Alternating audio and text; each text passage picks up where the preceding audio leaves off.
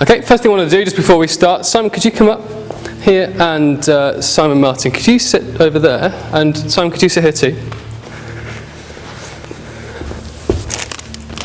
This is just pre-sermon fun, really. Sweets. That's the sweets. I'm just going to say it's been really good spending time with you guys these past few days. And I just want to say that after tonight, the England game's on. I think it'd be great if we all went out to the pub together. And it'd be lovely, actually, if you want to come around to my house, my wife's baked some cakes.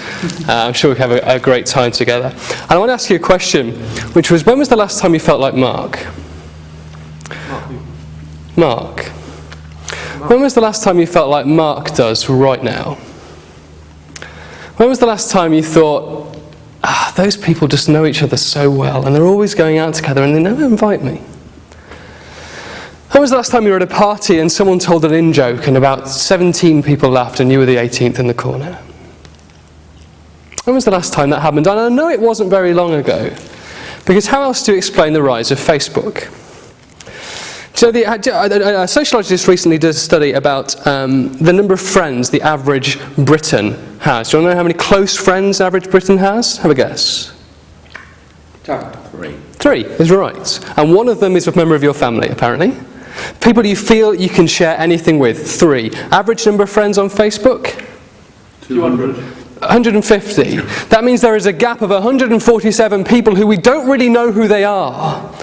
But we add them as our friend on Facebook because we want people to think that we know who they are.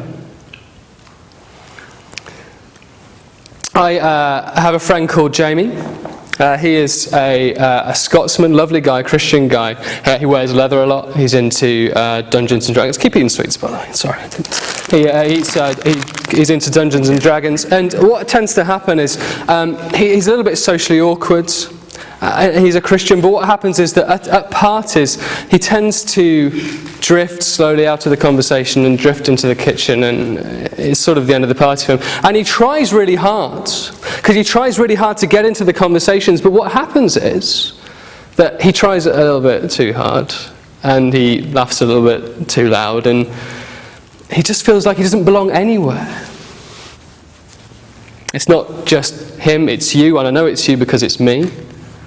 I was part of quite a small church recently, and there's quite a close-knit group, and one member of that group moved down to Cambridge, and I got wind of the fact that a few of the friends were going to go visit my friend Steve in Cambridge on a weekend. I just heard about it on the grapevine. A week later I found out pretty much the whole church had gone. My closest friends and their girlfriends and a load of other people had all gone down, and they hadn't invited me. Now, actually, I couldn't have gone anyway. It wasn't a weekend I could have gone, but when I found out, it was just like a vice on my stomach. And I thought, how could they? I felt very, very angry and very betrayed. And the truth is, all of us, we are friendship group addicts. We're absolutely addicted to this idea of being in the in crowd. We're absolutely addicted to the idea of being well connected, of being in. And we're addicted, we have all the symptoms of addiction. When we're not in the in crowd, we feel we need to get our fix. And when we are in the in crowd, and when we're not in the in crowd, we feel withdrawal symptoms, we feel sick, we feel like we're not right with the world. This happens even to churchgoers. I have a friend called Cynthia. Cynthia was my next door neighbour, 80-odd years old, white hair, slightly cantankerous, pink cardigans. And she had spent a lot of her time going to church. In fact, she spent a lot of her time going to churches. Because what would happen is that Cynthia would turn up at a church and she'd feel like she belonged a little bit. But then something wouldn't be quite what she wanted. The music wasn't quite right, and the pastor wasn't quite her kind of guy, and she felt like she didn't quite fit. And so she thought, well, I'll find the next place, I'll move on. And she did that, and she did that, and she did that, and eventually she stopped going to church. This isn't new. C.S. Lewis knew about this. And he called this idea of the in crowd, he called it the inner ring. And he had this idea that when you're in the ring, you're not satisfied. Even when you're in it, you're not satisfied because you want the next inner ring. Simon, stop it. And here's what he says in his address about the inner ring. He says this: "The circle cannot have from within the charm it had from outside. By the very act of admitting you, it has lost its magic. Once the first novelty is worn off, the members of this circle will be no more interesting than your old friends. You merely wanted to be in. And that is a pleasure that cannot last. As soon as your new associates have been stale to you by custom, you'll be looking for another ring. The rainbow's end will still be ahead of you. The old ring will now be only the drab background for your endeavour to enter the new one." Here's what Lewis is saying. He's saying that all of us think, okay, well, here's a circle that I want to be involved in.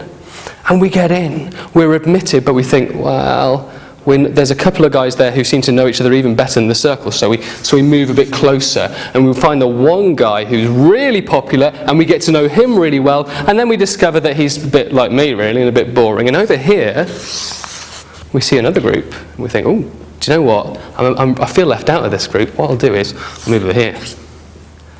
And the cool kids, we get to know them a little bit. And then we realise that their scene is, it's just like different kinds of music. And I think, well, what's the point of that? And so we move over here, where we spy this club that we've always wanted to belong to. And we become a member of the club. And then we get on the board of the club. And then we become the president of the club. And then we think, well, this is boring. What do I do now? Well, maybe there's another ring over here. And we're just trapped in this endless cycle going round and round and round. Does God have anything to say about this? Does Jesus care about this at all? Yes, he does. And what I'm telling you today is that Jesus can free us from this.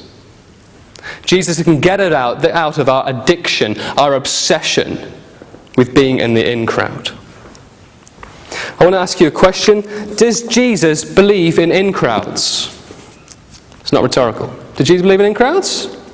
Did he have an in crowd? Too right, he did. Turn to Matthew 13. Jesus has spent the whole first couple of years of his ministry wandering around Israel, teaching people, performing miracles, and gathering an in-crowd. He's been saying to people, okay, you two fishermen, come here, you follow me, get your brothers as well. You, tax collector, here, me. You come with me, you come with me, okay, now we'll follow me. And what has happened is he's spent the next couple of years seemingly withdrawing into this in-crowd, spending more and more time with the in-crowd and deliberately alienating those outside. If you don't believe me, look at chapter 13 and verse 10. When the disciples, that's the in-crowd, came and said to Jesus, "Why do you speak to them in parables?" The them is the outside group. And he answered them, "To you it has been given to know the secrets of the kingdom of heaven, but to them it has not been given." There is an inside and there is an outside. I want you to imagine you're an Israelite and you go down to hear about this Jesus, you go down to watch him speak. Lovely balmy evening, Tuesday afternoon, sort of about 7 o'clock, sun's going down, beautiful, warm. You're standing on the beach and there's the lake in ahead of you. And about 10 yards into the lake is a boat, and on the boat is Jesus. And Jesus is talking, and it's wonderful, and it's exciting, and it's intriguing, and it's challenging, and yet all the time, all you can think of is, what? Because he's talking about sheep and goats and boats and houses and sand and locusts, and you think, oh, just speak simply, would you? He's speaking all these things, and they are not easy to understand at all, and you're moved by it, but you don't really know why. And so as you're packing up your stuff to leave, you notice Jesus row ashore, get off the boat and walk over to one side, and his disciples crowd round him, the 12. And you see them asking questions. And Jesus says, and the disciples, all of them, all 12 at the same time do this. And how do you feel? You feel out. This is what Jesus is doing. He's creating a feeling of out. And today he's going to explain to us what it is like to be out. And here's the interesting thing. He's going to do it with a parable that people who are out won't understand. Look at Matthew 13, verse 47. Again, the kingdom of heaven is like a net that was thrown into the sea and gathered fish of every kind.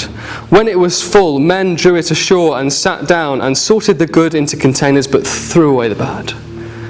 So it will be at the close of the age. The angels will come out and separate the evil from the righteous and throw them into the fiery furnace. In that place there will be weeping and gnashing of teeth. Had a lot of that today, haven't we? Close your eyes for a minute. I want you to imagine you wake up in the morning and you log onto your computer and you log on to Facebook. And there's nothing there.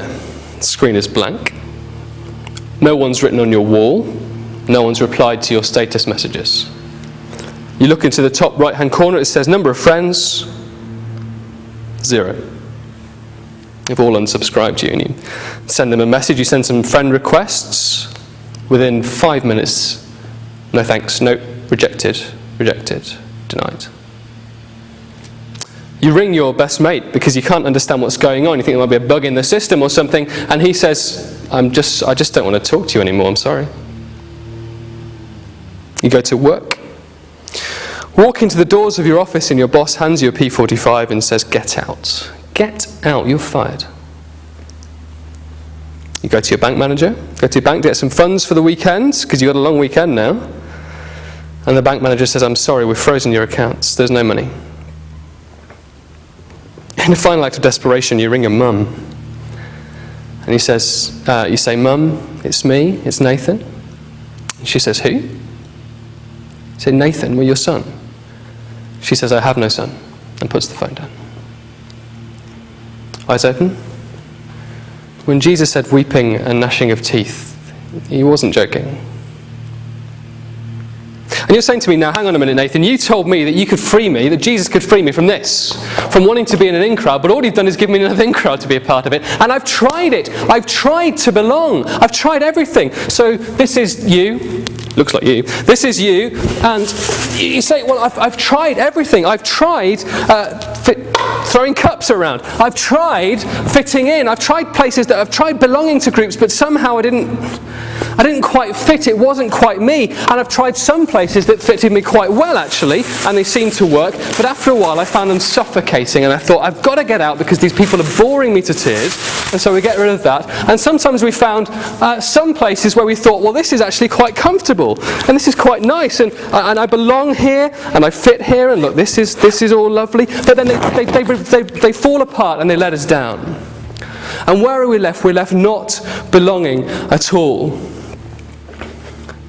Because the problem is that what we're trying to do is we're trying to divvy the world up the way we want to divvy the world up.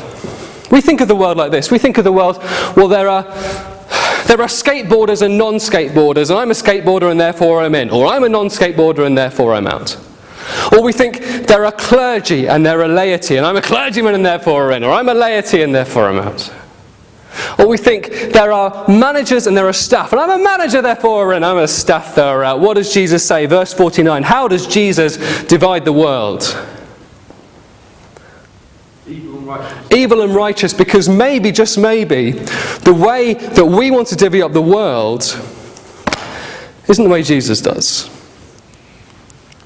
Maybe, just maybe, Jesus, our Creator, Jesus the one who has made us to belong, knows where we do belong. Maybe he knows how the world is divided, and he says this, the world is divided into evil and into righteous. And look what he says in verse 43 about the righteous. What is in store for them? Then the righteous will shine like the sun in the kingdom of their Father. The sun has been burning away now for about 4 billion years. It's going to be burning for another 7. It's got 11 billion year lifespan. I know that isn't eternal, but it's near enough. But for our purposes, the sun will shine forever. It will always be there. And Jesus says, if you are with me, if you are righteous, if you belong to the righteous camp, then you are secure forever. You're safe forever, because here is a place where you fit, because here is a place where you're designed to fit. Jesus says this, you've been trying to divvy up the world like this. You've been trying to divvy up the world into all the ways that you think it divides. But I'm saying there's a place where you fit. There is a place where you belong, and what's more, it's a place that's utterly secure. Because belonging to Jesus is belonging forever. Remember the Son, 11 billion years. Belonging to Jesus is belonging forever. Augustine said this, that we were that men's hearts are restless until they find their rest in thee. Because men's hearts are trying to do this. They're trying to find rest in some way of belonging. And Augustine says, well, the real belonging that we need to do is to belong to Jesus. Because belonging to Jesus is belonging forever. So the question is this. Jesus says the world is divided into evil and righteous, and the ones who are righteous, the ones who belong, will belong forever. And so the question is, how do we get righteous? Let me ask you, what is the metaphor that Jesus uses for both the evil and the righteous in this parable? Fish. What do we know about fish? What do fish do? Tell you what, let's have an example. Guy, come here, you're a fish. Now, I would like you to act like a fish. Fish don't stand up, Guy. All right. So let me tell you, Guy, I've caught you. I've dragged you in. I'm a fisherman. I've dragged you in from the sea. Tell me why you're a good fish. Fish don't talk, Guy. Tell me why I should choose you as a good fish. Tell me why I shouldn't throw you into the fire. So fish don't talk, Guy. Tell me which groups you belong to, Guy. Tell me what influence you had. Tell me what a good person you were. Tell me which groups that you were in on. Tell me what a big fish you were in that small lake out there.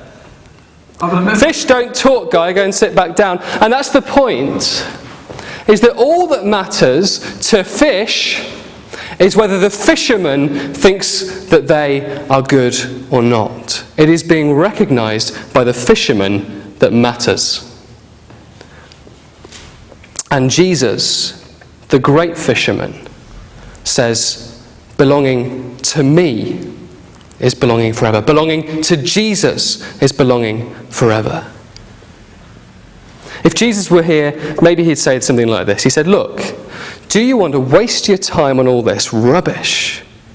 Do you want to waste your time going round and round and round, trying to find where you belong here, trying to divvy up the world the way you think it should be divvied up? Do you want to spend your time feeling left out here, and then you move somewhere where you belong, and then you'll feel left out there, and you move somewhere you belong, and you feel left out there because you're trying to search for the place where you belong? And what you didn't know is the belonging to Jesus is belonging forever. Because if you belong to Jesus, you shine like the sun in the kingdom of your Father. I want to tell you about a guy called Luke. Luke he's an acquaintance, I'll be honest. He's a friend of a friend, but I've had a few chats with him.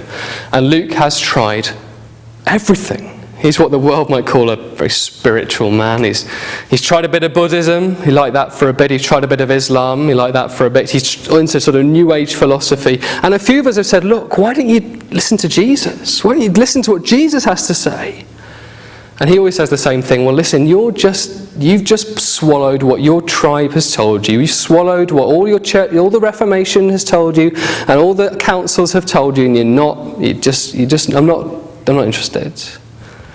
And so he goes and listens to another tribe and another clan. And the one person he's not listening to is Jesus. And that means he feels like he doesn't belong. Last time I heard, he got a copy of the Jefferson Bible. Thomas Jefferson, the US president, made a version of the Bible where he cut out everything in the New Testament that was to do with heaven and hell, or God, or any sort of spiritual realities, and kept the moral commands of Jesus. Quite a thin book.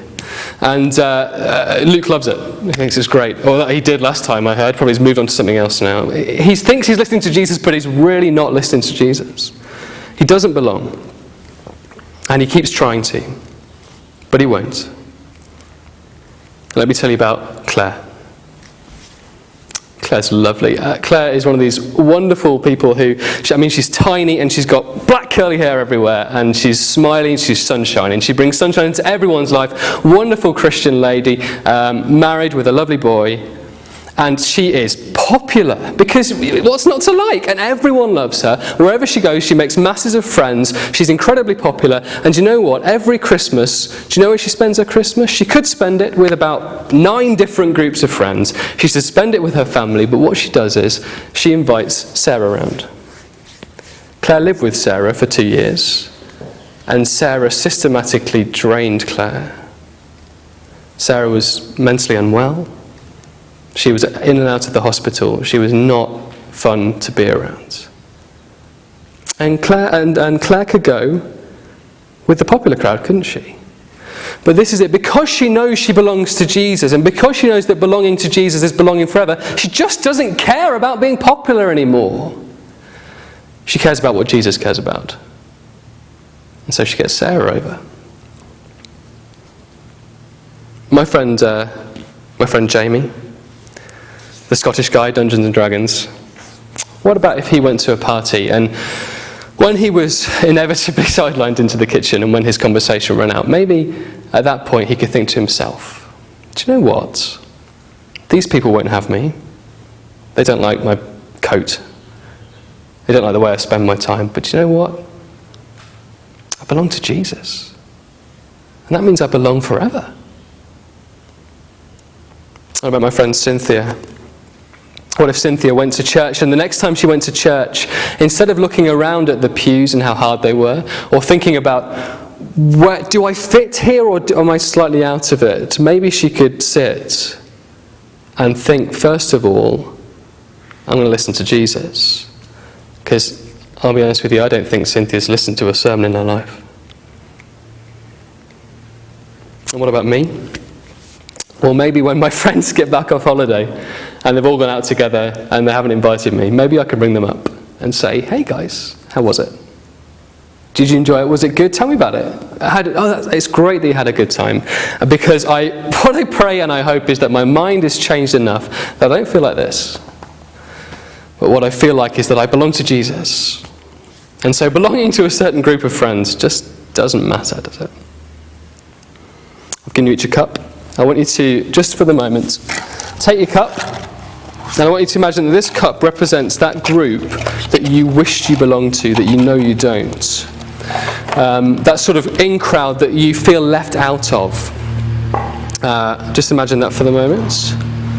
And imagine that this is you. I want you to imagine what it would be like in your mind to be in that crowd. Just take a few minutes, think about that. What would it be like to be in that crowd?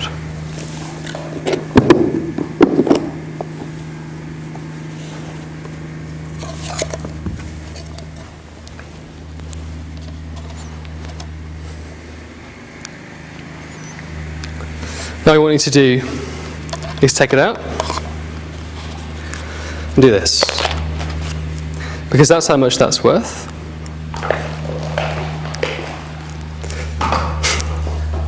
And if you feel able, and if you want to, what I'd love you to do is to come here with your stone, which represents you, and put it where it belongs. And put it where you belong. And in a minute, I'll come and seal us up.